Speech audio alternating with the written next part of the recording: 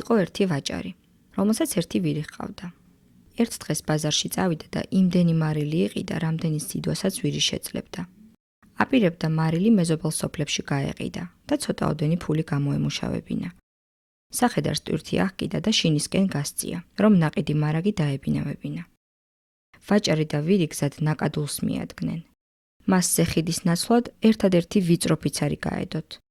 ვაჭარი ზედ ადვილად გადავიდა, რადგან ქვეითად იყო. მძიმედ დატვირთული ვირისთვის კი ფიცარი მეტისმეტად ვიწრო აღმოჩნდა. საბრალო პირუტყვის ფეხი დაუცდა და წყალში ჩავარდა. ვაჭარს ვირზე მეტად მარილი ანაღვლებდა. მარაგის ნაწილი მართლაც წყალმა ჩარეცხა. ქონების გაცამტვერებამ კაცი ძლიერ დაამწუხრა.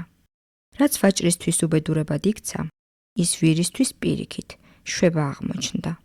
როცა კვლავ წამოიმართა, მაშინვე იგრძნო, როგორ შემსუბუქებულიყო ტვირთი. მისდა სავალალოდ, პატრონი სასწრაფოდ ბაზარში დაბრუნდა, ისევ შეიძინა მარილი და სახედარს ხელმეორედ დაუმძიმდა ტვირთი. როგორც კი ბაზრიდან წამოსულები ნაკადულს მიადგნენ, ვირი ახლა განგებ ჩახდა წყალში. ერთხანს შიგნით იწვა და შემსუბუქებული წამოდგა ფეხზე. პატრონს პირუტყვის ოინი არ გამოჰპარვია. ადგა და ისევ ბაზარში დაბრუნდა. ახლა დიდი რაოდენობით ღრუბელი შეიძინა და ვირს ზედ აჰკიდა.